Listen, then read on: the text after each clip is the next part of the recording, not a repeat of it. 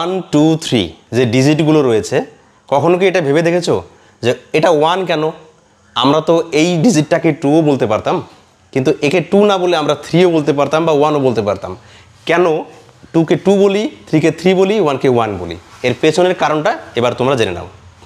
বর্তমান সময়ে আমরা যেভাবে 1 2 3 ডিজিটগুলো লিখি, শুরুর সময়ে যখন এই ডিজিটগুলো আবিষ্কার হয়েছিল তখন কিন্তু এমন ছিল না। এখানে লক্ষ্য করলে দেখতে পাবে এখন আমরা 1 যেভাবে লিখছি শুরুতে এমন ছিল, 2 এমন ছিল, 3 4 সবগুলো ডিজিটই মোটামুটি পরিবর্তন হয়ে এখনকার অবস্থায় এসেছে।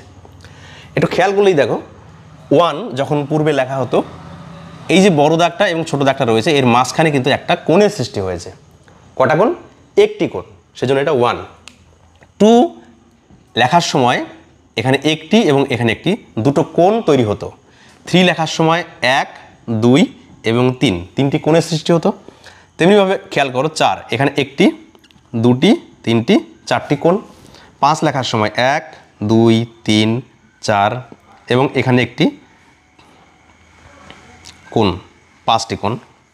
1 2 3 4 5, 5টি কোণ। 6 লেখার সময় 1 2 3 4 5 6।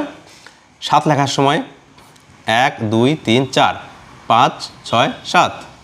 8-এর সময় 1 2 3 4 5 6 7 8, 8টি কোণ।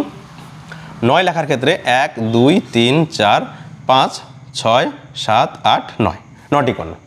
এইভাবে কিন্তু কোণ অনুযায়ী এই ডিজিটগুলো আবিষ্কার হয়েছিল বা তারা আবিষ্কার করেছিলেন আমাদের পূর্বপুরুষেরা। এবং খেয়াল করো শূন্যতে কিন্তু কোনো কোণ নেই। আশা করি ভিডিওটি তোমাদের ভালো লেগেছে। এই ধরনের আরও সুন্দর সুন্দর ভিডিও দেখার জন্য অবশ্যই ফলো করো লার্নি চ্যানেলকে।